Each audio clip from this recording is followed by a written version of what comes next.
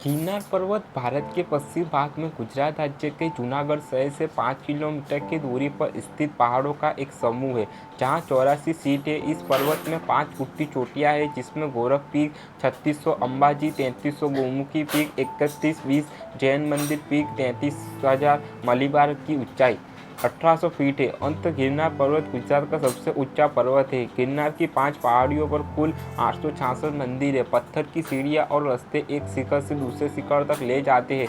ऐसा कहा जाता है कि कुल सीढ़ियाँ हैं, लेकिन वास्तव में संभवतः सीढ़ियाँ हैं। गिरनार परिक्रमा हर साल आयोजित की जाती है, जिसमें लाखों लोग भाग लेते हैं। हिंदू धर्म के भक्तों का मानना है कि नंगे पैर कदमों पर चलने से स्वर्ग की प्राप्ति होती है। गिरनार गुजरात के धार्मिक स्थलों में से एक है। प्राचीन और रहस्यमय दोनों तरह से यह पवित्र स्थान आकर्षक है। यह हिंदू और जैनियों के लिए एक महत्वपूर्ण तीर्थ स्थल है। यहाँ स्थित मीरा दातर मुसलमानों के लिए एक पवित्र स्थान है। गिरनार पर्वत डेक्कन ट्रैप के निर्माण के बाद शताब्दी में क्यूब घुसपैठ द्वारा निर्मित लोकोलित प्रकार की चट्टानों से बने हैं। इसमें गैबो, लक्कोपायर, डायलाफाइटर, रायोलाइट, लिम्बागाइट, साइनाइट प्रकार की चट्टानों शामिल है। घुसपैठ के बाद वेस्लाइट प्रकार की राख बाहर निकल गई और संघनित हो गई। फिर क्रमिक उत्खनन से वर्तमान चट्टानों का निर्माण हुआ। सौराष्ट्र में मौर्य, यूनानी स्थापक और गुप्त राजवंशों का एक समूह इतिहास है। चंद्रगुप्त मौर्य, जिन्होंने मगध के नंद वंश को नष्ट कर दिया, गणराज्यों को समाप्त कर दिया, भारत को एक चक्र बना दिया। 322 ईसा पूर्व के बाद सौराष्ट्र पर विजय प्राप्त हुई। इस प्रकार उस समय सौराष्ट्र की राजधानी जूनागढ़ में उसने पुष्यगुप्त नामक अपना सूबा रखा। पुष्यगुप्त के सुवर्णसिकदा नदी पर सुदर्शन नाम का झील बनवाई सम्राट अशोक है। तुस्के नामक सूबे ने नहरें खोदकर सिंचाई की थी। शकुंतला के प्रणपदत्त नामक सूबे ने भारी बारिश के कारण ढक गई। सुदर्शन झील का पुनर्निर्माण कराया। इसी मौर्य वंश के राजाओं के उत्तराधिकार शिलालेखों के माध्यम से गिरनार पर्वत को विश्व में प्रसिद्ध किया है। मौर्य काल में गिरनार पर्वत को उज्जैन, रेवतका तथा जूनागढ़ नगर को गिरनारी जिन दुर्ग के नाम से जाना जाता है। इस प्रकार समय के प्रभाव के साथ जूनागढ़ पर कई राजाओं ने शासन किया। 1152 ई के आसपास चाइना के राजा कुमारपाल ने गिरनार पर चढ़ने के लिए सीढ़ियों का एक सेट बनवाया। तब से अब समय के बदलाव के साथ एक बहुत अच्छा कदम उठाया गया है।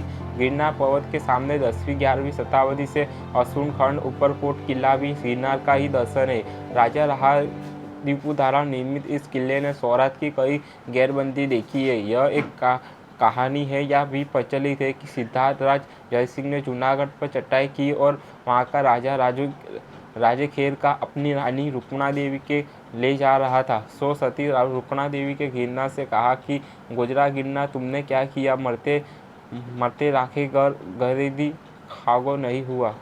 तुम्हारा राजा हार गया, फिर भी तुम खड़े हो। इस बार गिरनार गिरने लगा तो रुक्मणा देवी ने पक्ष में मारा आधार कहकर से उसे रोकने को कहा। इसके बाद सियोल जमा गया और इसकी कई चट्टानों का गिरना बंद हो गया। अपर कोट और लोअर कोट इन शिलाओं को देखने का स्थान है। पूर्णकारों, लेखकों और कवियों में अपनी लेखनियों के माध्यम से गिरनार की स्तुति और वंदन किया है। गिरनार की परम सुंदरता का श्रेय अद्वितीय और विविध वनस्पतियों को दिया जाता है। गिरनार योग्यता सत्व, सिद्धों और साधुओं को निवास स्थान है। इसकी गहरी गुफाएं और बिहारों में अधोरी का निवासन है। इतिहास पुराण में गिरनार को रेवता, कुमुद, रेवलाता, चलाता और उज्जैता पर्वत कहा गया है। गिरनार का वस्त्रपत्र क्षेत्र भी कहा जाता है, क्योंकि सिद्धों ने वस्त्र त्याग कर तपस्या की थी, इसलिए क्षेत्र के वस्त्रपत्र कहा जाता है। गिरनार क्षेत्र की सीमा उत्तर में बदर, दक्षिण में बिल्ला, पूर्व में परम्ब है और पश्चिम में वंतली है। एक कहानी के अनुसार पहाड़ों के पास पंख होते थे और वे उड़ते थे। जब इंद्र ने अपने वज्र से भी सभी पर्वतों के पंख काटने शुरू किए तो रेवता का पर्वत छिप गया। जब कृष्णा द्वारिका में शासन कर रहे थे और जब अर्जुन अपने वनवास के दौरान उनसे मिलने आए तो उसी पर्वत के पास कृष्णा ने उन्हें सुभद्रा दिखाई थी और यहीं से अर्जुन ने सुभद्रा का अपहरण कर लिया था। 7वीं शताब्दी में रचित संकलन पुराण के प्रभास खंड में गिरनार का महत्व दिया गया है, जिसके अनुसार गिरनार का क्षेत्र 10 कोस की परिधि में फैला हुआ है। गिरनार में आनंद, कलरुद्र, सनक, नील, कृष्णा और रुद्र जैसी कई अभयारण्य और अभय की है। गिरनार का वर्णन करते हुए प्रभास खंड विशेष रूप से कहते हैं कि गिरनार शिवलिंग है। इसमें भैरव, गजापद, रामनाथ, महाशृंगा और अंबिका और श्रीचक्र आदि शिखर और सिंह, विजय, कमल, त्रिलोचना, कुबेर और अस्मत्ता आदि शंकु है। ये चोटियाँ और शंकु आज भी वहाँ है। लेकिन समय के साथ इसके नाम बदल गए हैं।